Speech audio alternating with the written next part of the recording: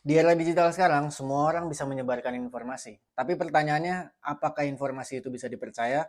Media massa dan media sosial kini jadi dua kutub utama arus informasi. Tapi keduanya berjalan di jalur yang sangat-sangat berbeda dari segi regulasi, etika, bahkan tanggung jawab secara hukum. Media pers di Indonesia diatur oleh Undang-Undang Nomor 40 Tahun 1999 tentang pers. Undang-undang ini menjamin kebebasan pers sekaligus menetapkan tanggung jawabnya, menyampaikan informasi yang akurat, berimbang, dan tidak beretikat buruk. Ada mekanisme etik yang ketat termasuk kewajiban verifikasi dan hak jawab. Kalau ada pelanggaran, Dewan Pers yang independen berwenang untuk memberi teguran, mediasi, sampai rekomendasi sanksi etik. Dalam praktiknya, sistem ini menciptakan akuntabilitas, meskipun tentu masih ada tantangan seperti intervensi pemilik modal dan isu konglomerasi media. Media sosial itu tidak tunduk pada sistem pers, tidak ada dewan medsos, tidak ada kode etik jurnalisme yang mengikat. Artinya, siapapun bisa membuat dan menyebarkan informasi tanpa proses verifikasi dan tanggung jawab profesi. Contohnya ketika pandemi 2020 saat COVID, kita melihat langsung bahayanya. Misinformasi soal vaksin, konspirasi, bahkan pengobatan alternatif tanpa dasar ilmiah yang menyebar masif. Dan mayoritas berasal dari konten medsos. Secara hukum, kita punya UU ITE, tapi regulasi ini lebih fokus pada pidana, bukan pada standar etika jurnalistik. Itu sebabnya konten di media sosial itu sering lolos dari filter kebenaran selama tidak melanggar hukum pidana. Pers dalam teori sistem media punya fungsi edukatif dan kontrol sosial, tapi kalau publik lebih percaya pada algo media sosial dibanding kerja jurnalistik yang terverifikasi, maka demokrasi kita bisa terancam. Menurut Reuters Institute, kepercayaan masyarakat terhadap media pers itu terus menurun, sementara pengguna media sosial justru meningkat sebagai sumber utama informasi terutama di kalangan anak muda. Ini bukan hanya soal pilihan platform, ini soal kualitas informasi, tanggung jawab penyampai, dan kesadaran publik untuk menerima yang mana fakta, yang mana framing, dan yang mana fiksi. Jadi bukan berarti media itu selalu benar dan medsos selalu salah. Tapi kita harus memahami media pers itu bekerja di bawah sistem hukum dan etika. Sementara media sosial itu bekerja di bawah sistem algoritma dan popularitas. Kita perlu lebih kritis, cek sumber, tinjau konteks, dan jangan asal percaya. Apalagi asal sebar. Karena di zaman banjir informasi, kebenaran itu bukan yang paling cepat viral, tapi yang paling bisa dipertanggungjawabkan.